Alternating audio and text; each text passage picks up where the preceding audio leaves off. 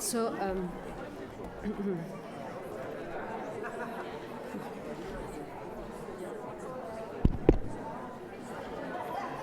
wait.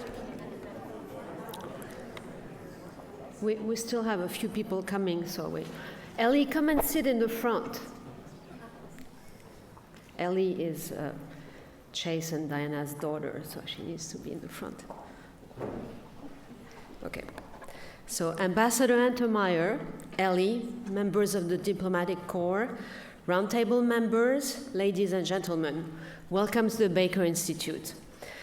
It is with great pleasure that I welcome Diana Untermeyer tonight to this podium, because we have been friends for over 30 years, longer than I want to admit, but that is the fact. And we consider ourselves family and spend most holidays at each other's homes.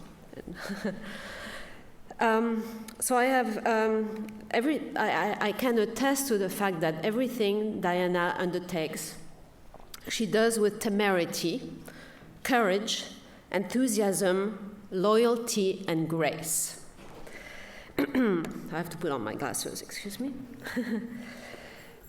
And she applied these qualities to her duties while her husband was our ambassador to Qatar. I was privileged to have witnessed firsthand Diana taking Qatar by storm.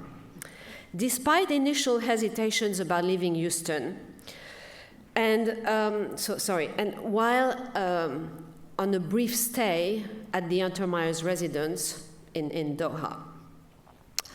Though her obligations were numerous, Diana did everything possible to ensure my stay in Doha would be memorable, and it was. No square inch of that little country, her host country, was foreign to her, and she befriended every class of society.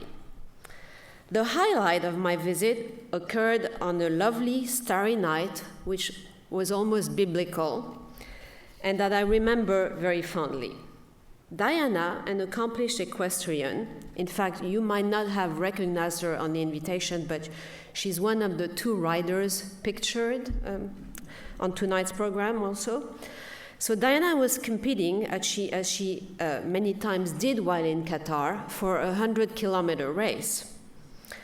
Even during spring, Qatar's extremely high temperatures render it humanly impossible to compete during the day, so this race was taking place at night.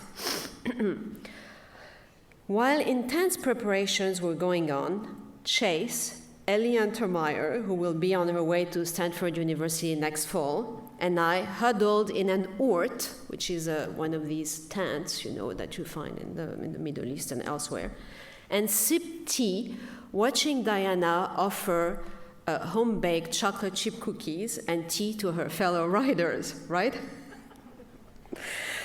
She, by the way, also very much has the mother instinct, but I'll let Ellie talk about that herself.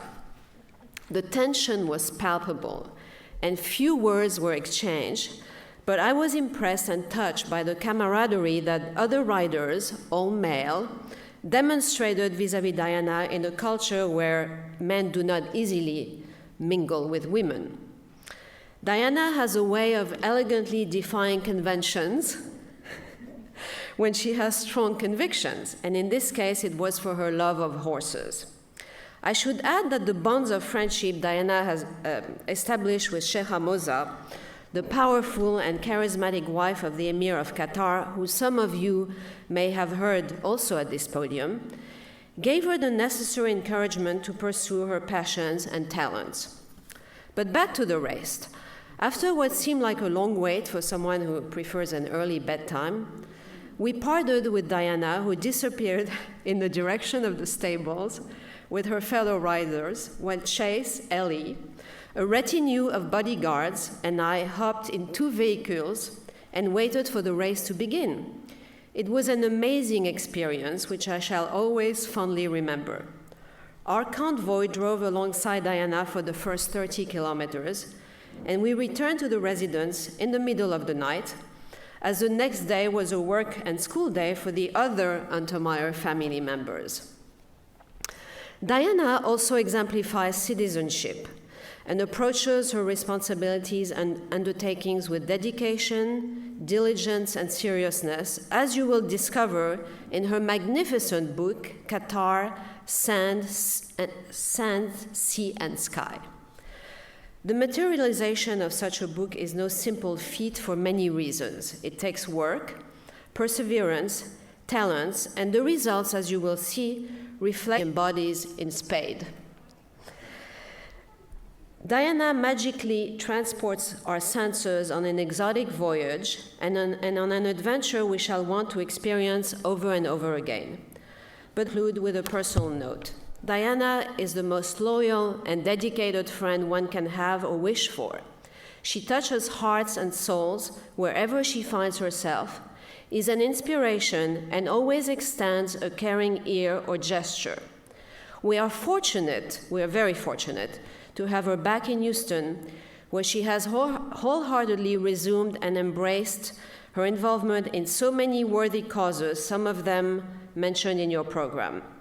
So I'm proud to present to you a community leader, a diplomat in her own right, a descendant of Mayflower pilgrims, a political force, an athlete, and an intellectual, my friend Diana.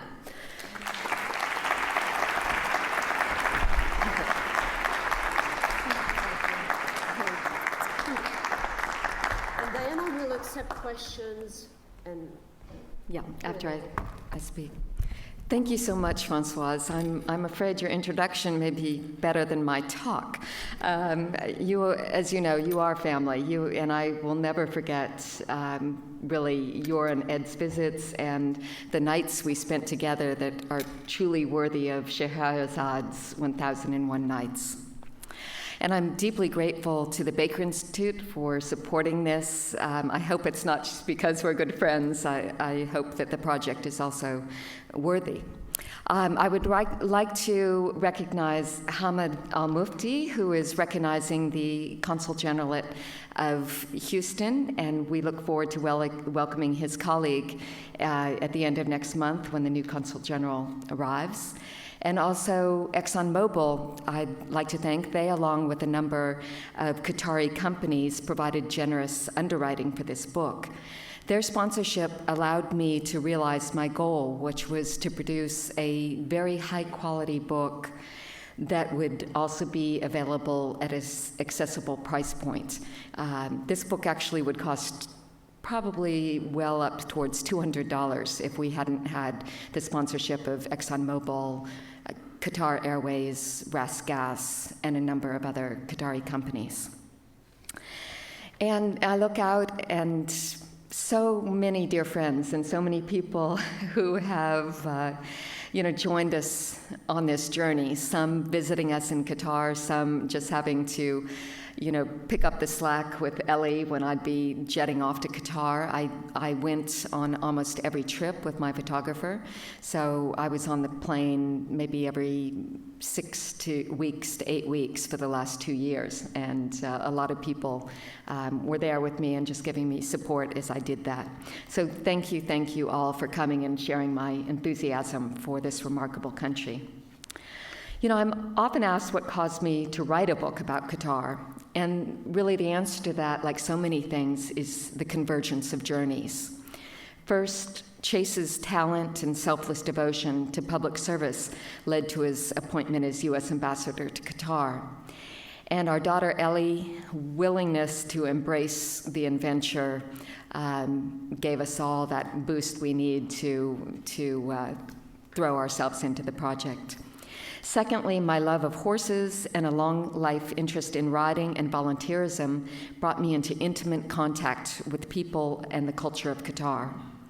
A love of the written word encouraged me to think that I could make the kind of book that we wished we'd had before we moved to Qatar, because essentially there was nothing available about the country that wasn't very outdated. Next, I encountered this stunning photography of Henry Dalal. He immerses himself in his subject matter, shoots solely in film, and can take a crystal clear photograph from the back of a galloping horse. Obviously, we were a team meant to be. Lastly, and most importantly, there is the audacious, inspiring journey of Qatar itself, which our family was fortunate to experience at a pivotal time in their development. There are really just a very few immutable facts about contemporary Qatar. It is a small, thumb-shaped country, slightly smaller than Connecticut, jutting off the coast of Saudi Arabia into the Persian, or locally known as the Arabian Gulf. Most Qatari citizens are Sunni Muslims from the Wahhabi school, just as in Saudi Arabia. And Qatari roots are either from the desert-dwelling nomadic herders known as Bedouin, or from the coastal villagers known as Hadar. Hadar fish, dove for pearls, and traded using wooden ships known as dhow. Another vastly important fact that would be the case no matter what is that the coastal waters of Qatar cover modest oil reserves and the third largest natural gas field in the world. But Qatar was not predestined to become the glittering city on the Gulf, which it is, a country with the highest per capita income in the world, with stunning art museums, world-class universities, and universal health care.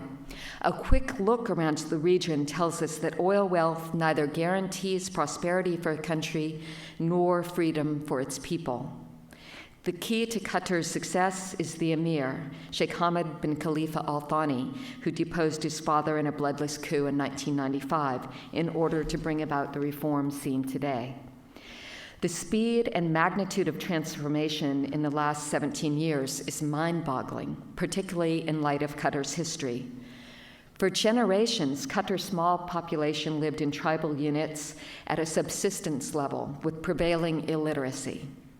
When Japan introduced the cultured pearl in the late 1920s, Qatar's economy was devastated. Its already small and poor population suffered a crushing blow, causing a large-scale out-migration.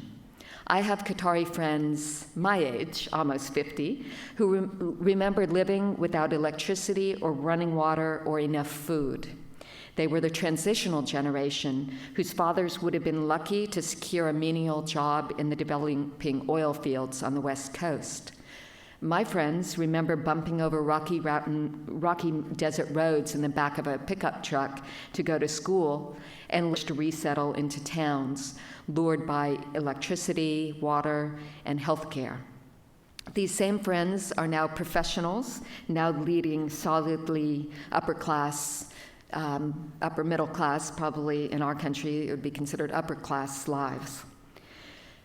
This all began with the first money from the oil export. The first oil was exported from Qatar in December of 1949 and jump-started modernization efforts. The first hospital, roads, and schools were built.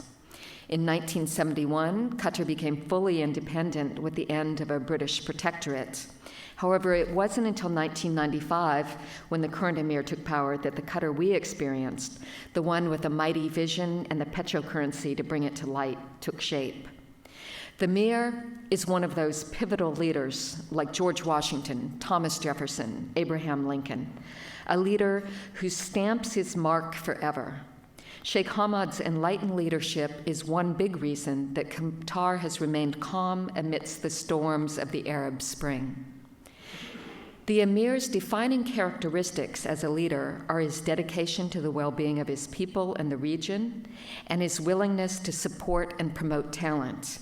He celebrates success and shares the glory, most notably and unusually given the traditions of the region, with his wife, Her Highness Sheikh Moza bint Nasser, but also with Sheikh Tamim, the heir apparent, and the joint Prime Minister, Foreign Minister, Sheikh Hamad bin Jassim bin Jaber Al Thani, a consummate shuttle diplomat and a powerful economic force. And I think this can't be overstated, because I think we all know leaders who are powerful themselves, but can neither promote talented people around them or allow those other people to shine. And that willingness to give success and give the what would I call it? I guess to give the laurels to other people is something that I think makes people willing to work hard for their own success and for the success of their country. When the Emir assumed power in 1995, Qatar was essentially bankrupt. He took huge financial risks, floating loans to develop Qatar's national gas resources, which now makes Qatar the largest natural gas exporter in the world and allows it to enjoy this incredible standard of living. He brought women to the forefront. Women are guaranteed equal rights under the Constitution. They work, drive, and outnumber men in higher education. He founded the Qatar Foundation and called on his wife, Sheikh Moza, to chair it. The Qatar Foundation has brought 6 American universities to Doha, including Texas A&M School of Engineering, Weill Cornell Medical School, and the Georgetown School of International Policy. Their Highnesses recognize that wealth without work can spoil people. It can literally suck out the soul of a person. So the government provides a high-level standard of living, free utilities, education, and healthcare, and no taxes, but makes further benefits subject to educational and professional achievement. This is part of the social contract that acknowledges that all Qataris must share in the hydrocarbon windfall, but also must contribute to the ongoing success and building of their country. But investment in their human capital, creating a knowledge-based economy, Qataris can assume positions of leadership and create sustainable growth beyond oil and gas is the priority. Another bold initiative was the founding of Al Jazeera in 1996. It broadcast to the world in English and Arabic, and it revolutionized press coverage in the region. Before the creation of Al Jazeera, media outlets basically droned on with speeches of their leaders and pre-approved government press releases.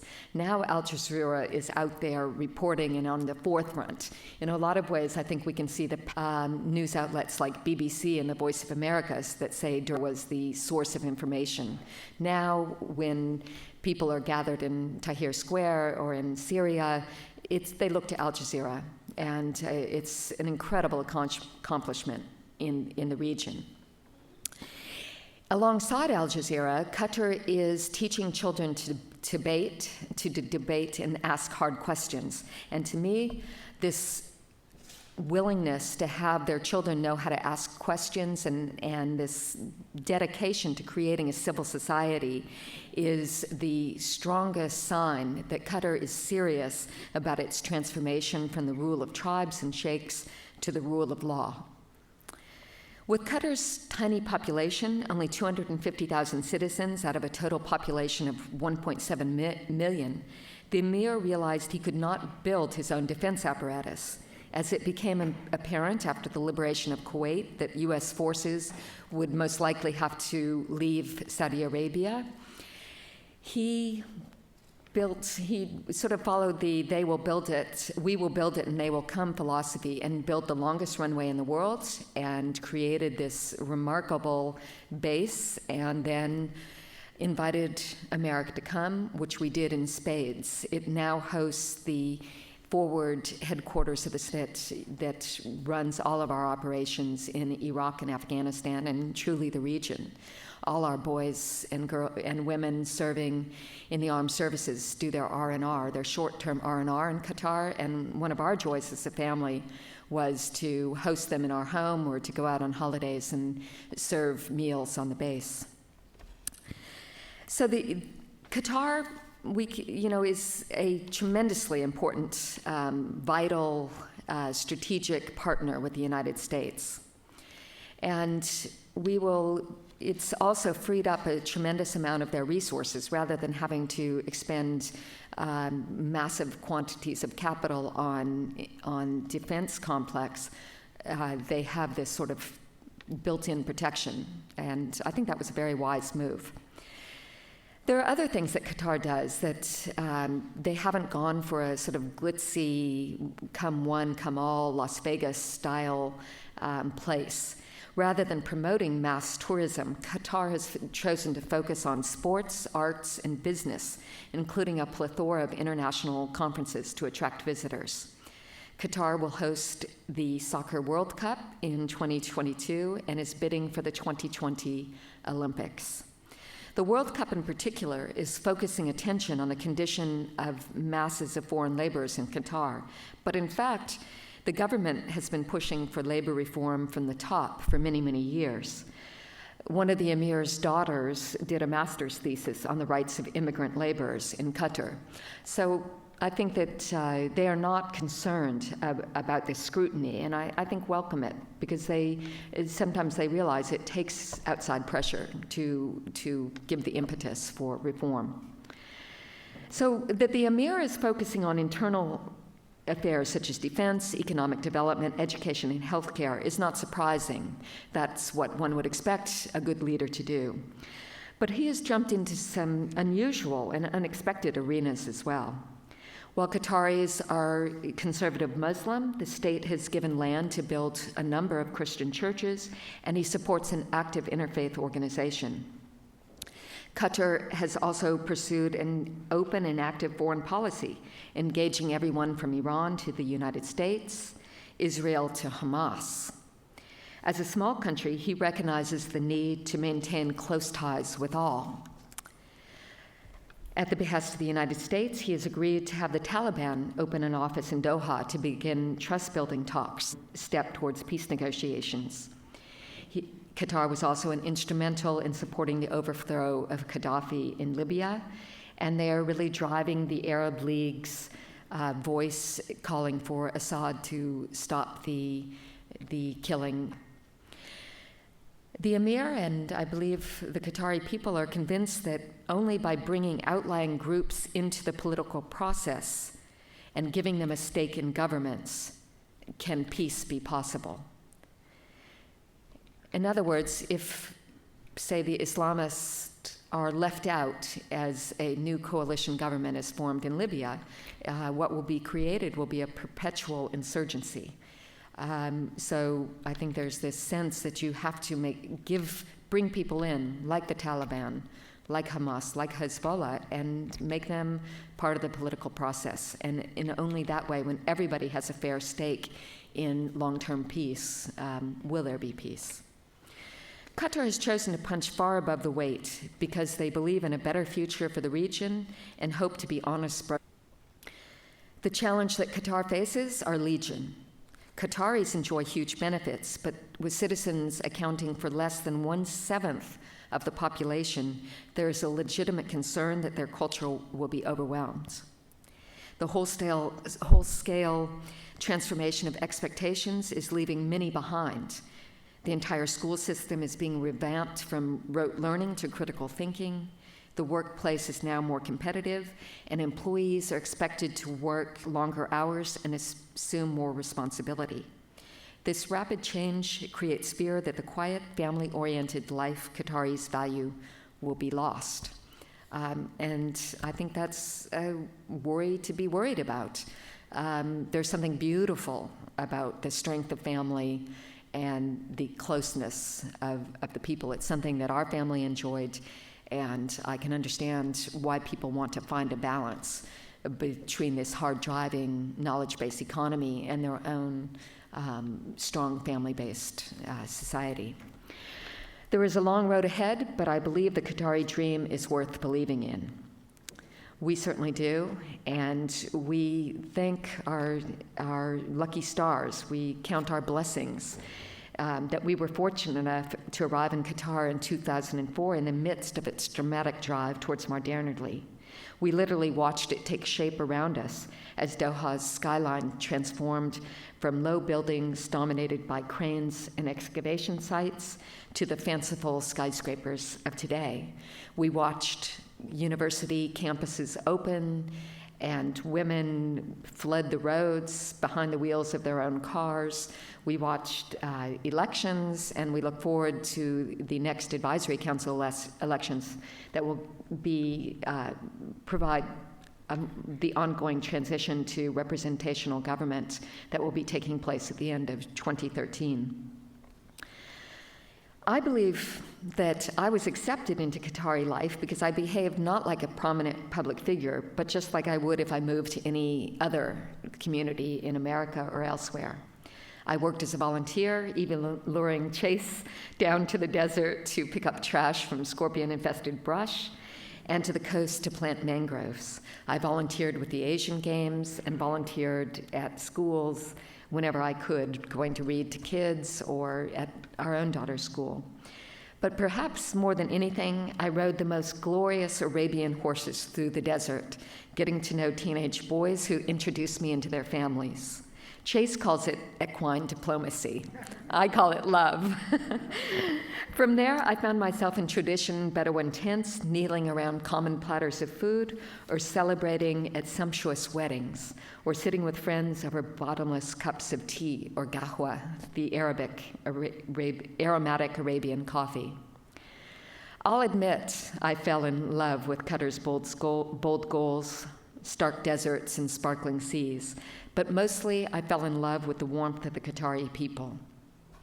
I knew I wanted to find a way to spread their story and to give back all that our family had gained. I wanted to see what I could do to be part of this. So what I did was look for a way to spread this story of economic growth, free media, and civil society. So when His Highness and I had a discussion about books that should be published about his country, a seed was planted. That seed became this book. It is a labor of love. The writing was absolutely the easy part. I also raised the funds, organized photo shoots, and pored over the design of every page with the publisher, Bright Sky Press, who are one of our great assets here in Houston. One note on the book. When one first opens it, please note that some of the pages might seem to stick. That is just a static that's created by this very high-grade UV coating, which gives luminosity to the photos. But I think once you open it the first time, that will no longer be a problem. Now I'd like to share a 5-minute video of some of Henry Delaw's photography set to music by a Qatari composer. When you see some horses up on the cliff, the same photo that's on the invitation, you might note that the front Arab boy is me. And after this short video, I'd be happy to answer as many questions as we have time for. Thank you very much.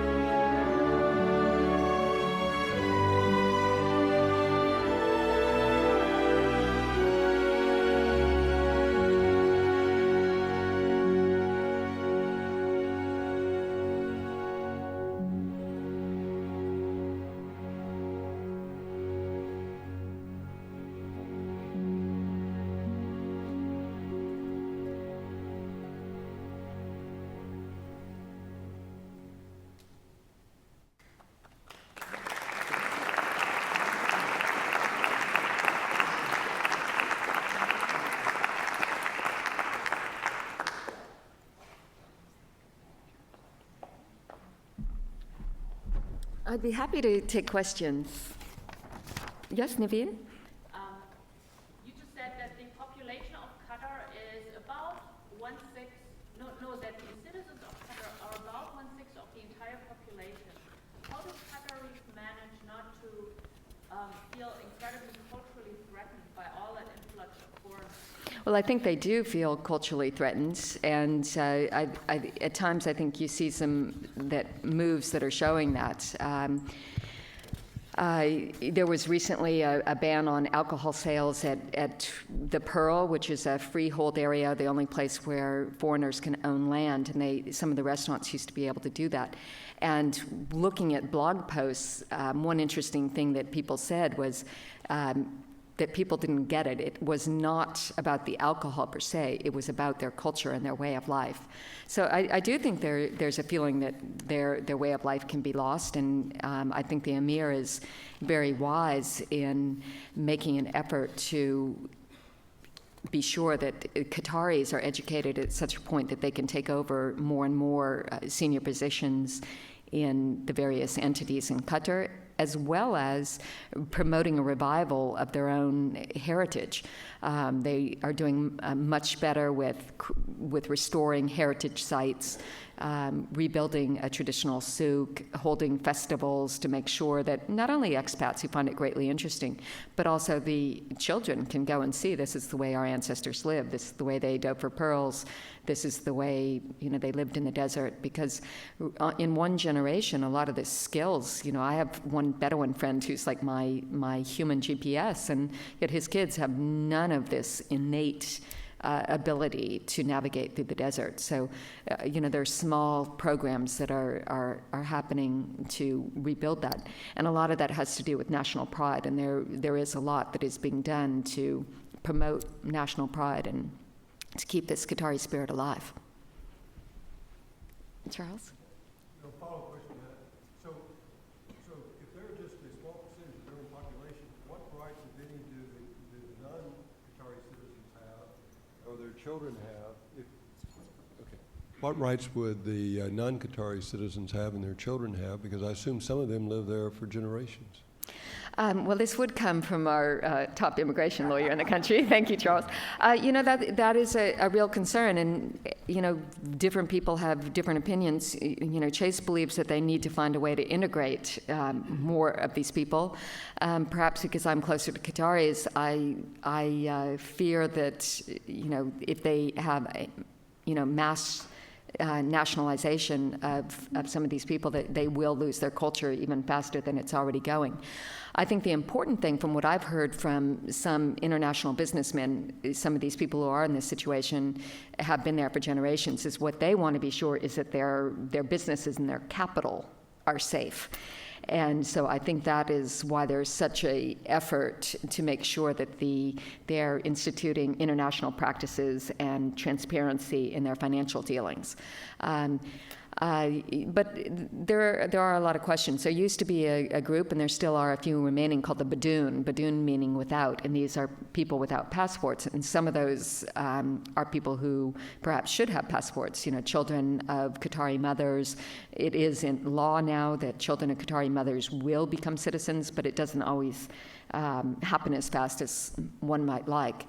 I think the protection of immigrants, particularly laborers, is something that they take seriously. And it's not the laws that are the problem, it's in so many instances the enforcement. As you know, people would be horrified to visit places where some migrant workers live in America, and the same is true in Qatar, but they are making this effort to force companies to comply with the existing laws. Yes?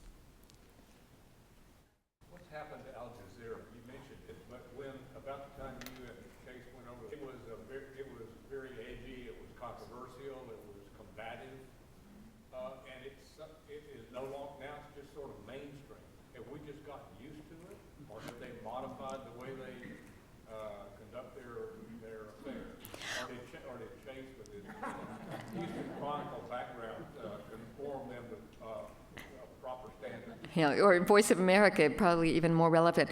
Well, Al Jazeera is interesting. I think Al Jazeera has both become more mainstream and is still controversial.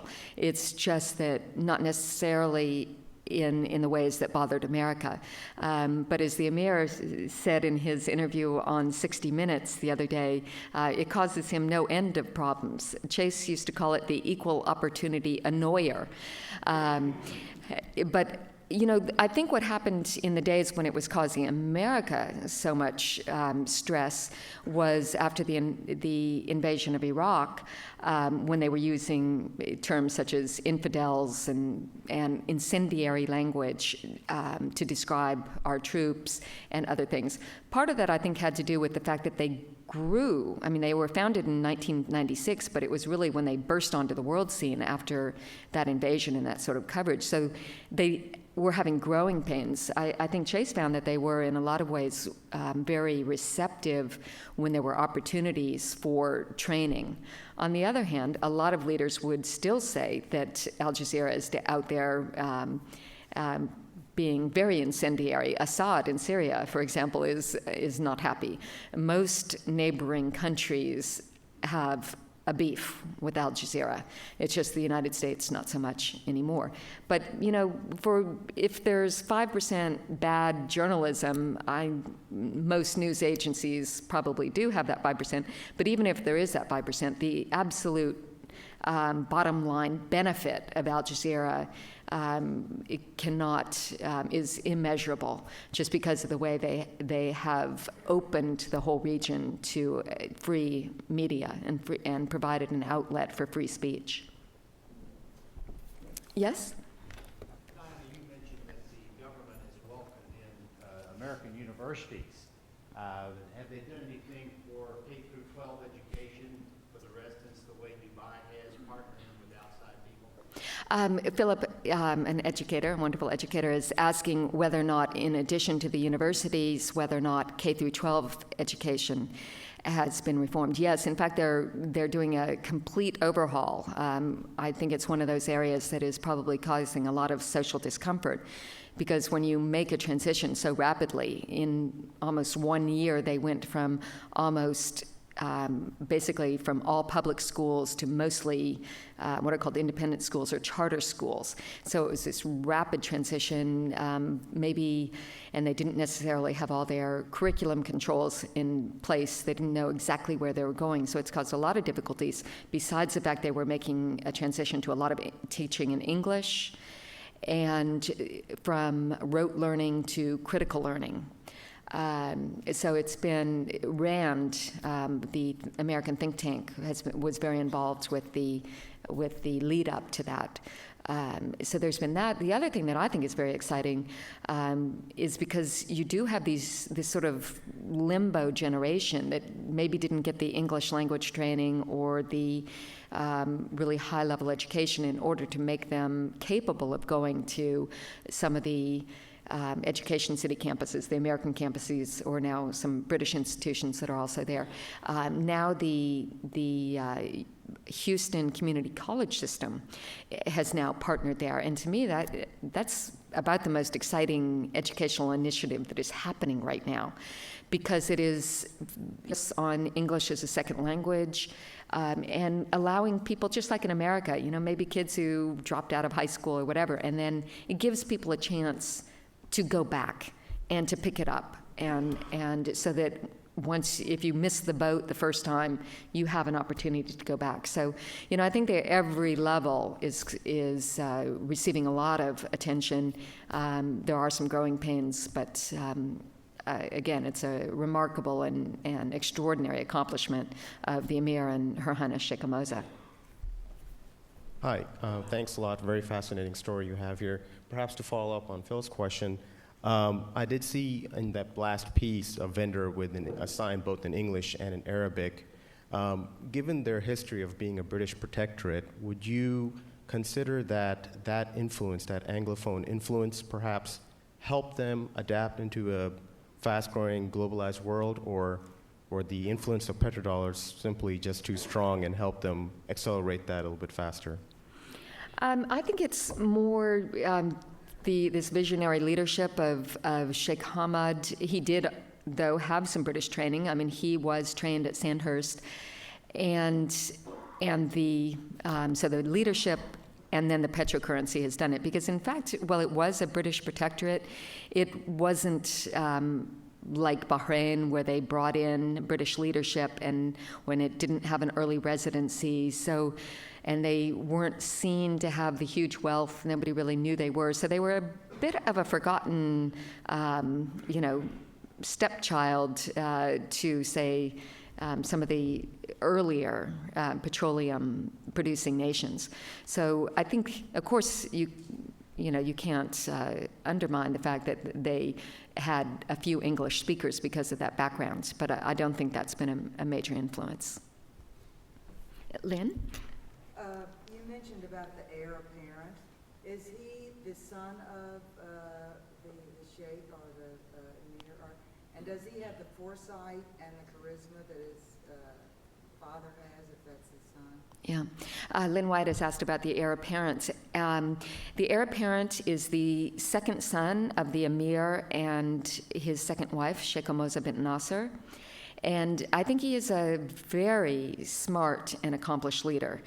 Nobody is going to be Sheikh Hamad. It's just not going to be possible to have another Sheikh Hamad. For one thing, the emir grew up poor with his people, and he was born probably into a house with no electricity, most likely.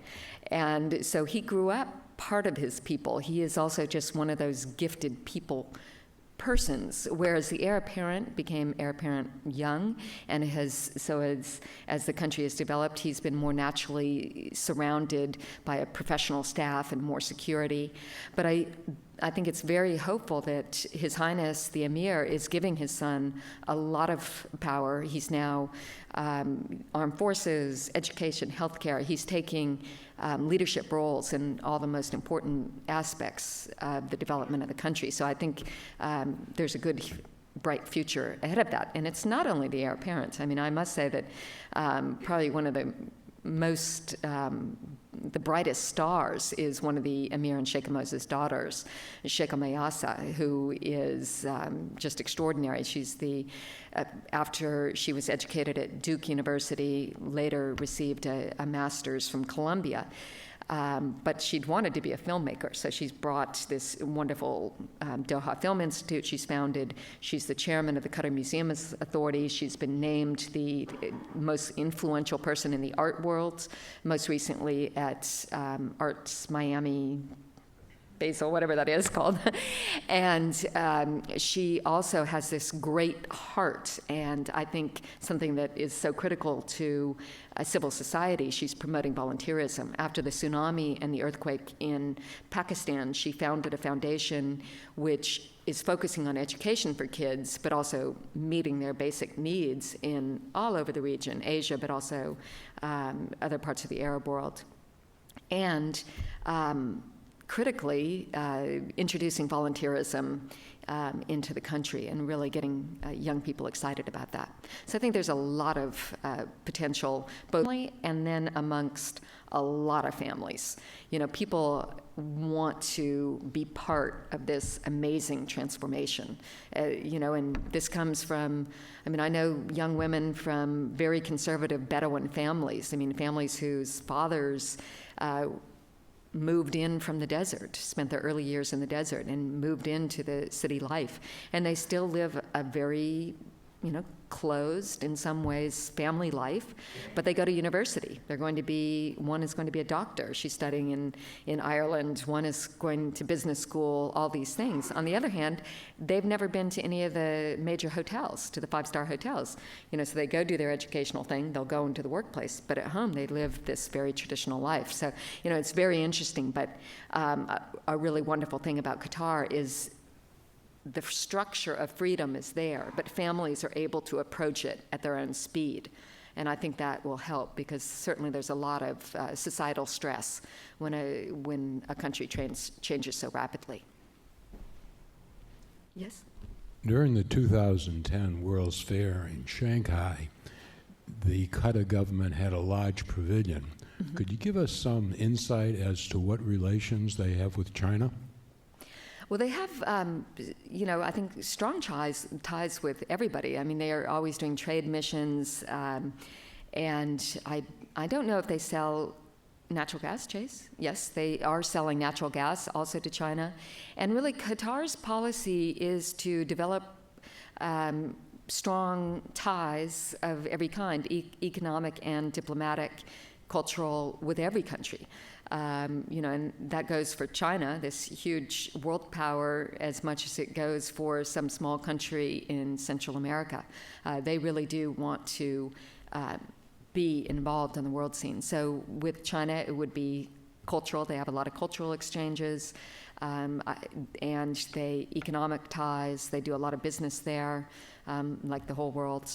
And these pavilions are something they do all over the world, and they are impressive. One of my friends, a good friend whose one of his paintings is represented in my book, was there representing Qatar at that pavilion. Yeah. Yes.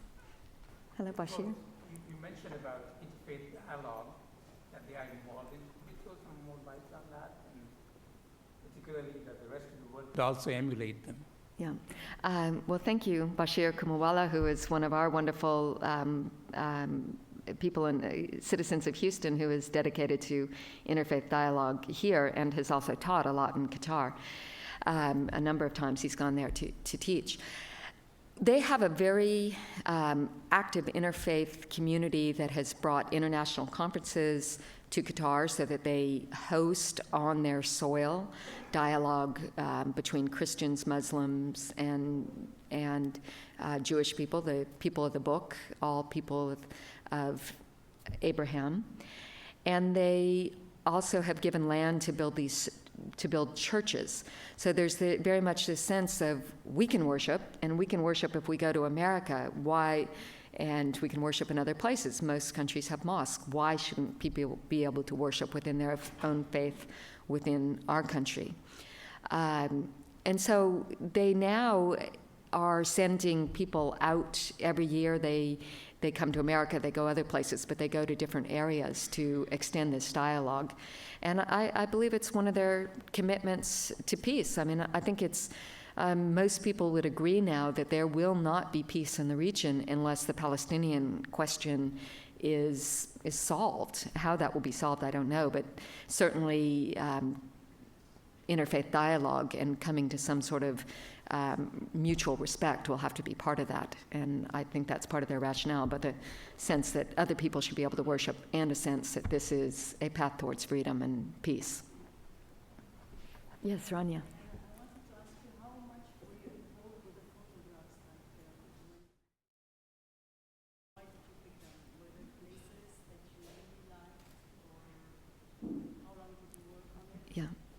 From an artist, Rania Daniel asked me about the photography and how involved with that I was.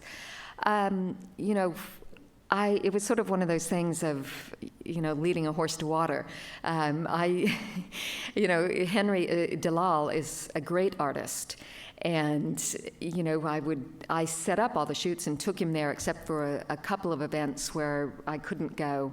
And I would then have a guide, and I set out a basically minute-by-minute schedule for him. My background as an advance man for President and Mrs. Bush. And so I would give him a schedule, give him the introductions. And I would take him, and sometimes he was totally uninspired. And some of those turned out to be our best photographs. So it's rather interesting. But he has a very, very good eye. And I could take him to places that I loved. I knew that I wanted a combination of both the landscape, both the seascape and the landscape, the desertscape.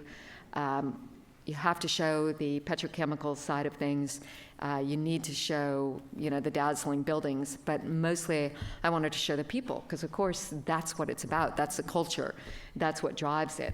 And so I did take him, but it's Henry's eye completely that made these photographs, and his commitment to shoot just in film is wonderful. He's, I think, realizing that he's going to have to make a transition somewhat to digital work. So it was an artist at work, and sometimes I had to crack the whip, but we're like brother and sister now. Yes. Yes, thank you, Diana. As I'm a Qatari lady, just to say thank you for nice presentation and talking about my country. At the same time, I'm been here in the Houston 8 months. Just I want to thank all the USA people. We didn't feel we are away from home, and we are walking with our traditional dress in the street. Nobody stopping us or to say anything. Even we want to thank the people when, like, sometime we've been in Galleria or in any area, like in the time of a prayer, we saw they watch, we are the time of prayer. Then when excuse the ladies in any stores, they allowed us to pray, and really we appreciate, and we want to thank all the people here in Houston and USA people for the peace and love. Thank you. Shukran. Thank you. Well, I do think that the Qatari people and Texans, Houstonians in particular, do have a lot in common. And the biggest part of that are warm and big and white hearts. So I'm so delighted you're here today. Yes, Jack. What is the state of the military? Is it limited only to the citizens? The military of Qatar, no, they do have non-Qatari citizens that are part of their military. There's some Pakistanis and people from other Arab countries. But again, the military, the top positions, the pilots and the officers are Qatari. And they have excellent training. I mean, they seem to always be here in America training and really promoting that. And of course, they were boots on the ground, mostly providing logistical support in Libya. Yes, I wonder if you could talk a little bit about Qatari-Iranian relations and how that works. Yeah. Or not? Yes. Well, I think it works very well. I mean, Qatar has a commitment to maintaining, relationships with everybody. And in fact, I was in Doha in December to launch my book there at their international book fair, and the guest of honor was Iran. So I don't think it's any secret that there are tensions in the region, and certainly Iran and Qatar share that oil field, but Iran has not, so that's one tension. Of course, there are also tensions over Bahrain, which, unlike Qatar, is many Sunni Muslim. Bahrain has a Shia majority, as does Iran, and I think many governments in the Gulf feel that Iran has been part of stirring up the waters in Bahrain. So those are places of possible discord, but I think there's also very much of a recognition that they need to communicate and to maintain ties and to build those ties. Hey, Diane, that was beautiful. Very, very nice. I have a simple question to ask you. Did you volunteer for the zoo over there, or improvement, or parks, or what? Yeah, Jane Block, zoo friend extraordinaire. And Rick Ferranchi, our director of our zoo. The zoo was something, whenever I didn't do anything with the zoo there, whenever I met anybody who had responsibility for the zoo, I strongly encouraged them to engage in some partnerships to upgrade the zoo. It was one of those things where you can only choose so many things. I'm slowly doing things, but it's a little grim, that zoo. I think it's one of those, and when I would talk to people, they recognize that they needed work on the zoo, but there are only so many things you can do. I think where I worked more closely was the welfare of animals, and then I certainly supported my friends who were working to create SPCA-like organizations for animals and dogs and that sort of thing. Yeah. Mm-hmm. Mm-hmm. One more question. Okay.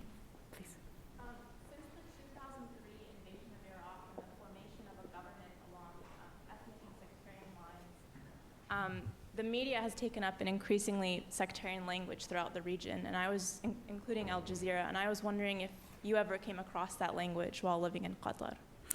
Yes, very much we did on Al Jazeera. This question of after the invasion of Iraq in 2003, sectarian languages become more prevalent in the region, and did we encounter that in Qatar? And we did, and that was a source of work for my husband, Chase, to bring these, some of these concerns about free or fair coverage on Al Jazeera, and to point out, to try to help them to have responsible journalism and not to be incendiary. I mean, where Chase and our government was mostly involved was when they were using anti-American, but of course it's the same whenever you have language that is purportedly news language that is not fair in principle. I think for the people, I think they believe that there has been more sectarian divide since then. I mean, you will find Qataris who basically said, we really didn't consider a difference between Sunni and Shia until some of this strife came up. Part of that, of course, is that Qatar is very homogeneous. There's a very small Shia population, and it is very well established. Some of the top businessmen are from the Shia community. So in Qatar, it's not so much, but certainly everybody in the world is aware of this sectarian divide, and I think more of a nervousness between these two branches of Islam.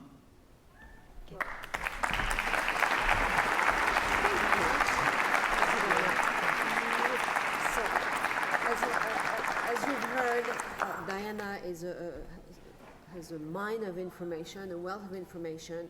I think the idea is perhaps to discover more of that information in her book, which is going to be sold in the back, and then she will be sitting here to sign her books. Thank you very much for enlightening us.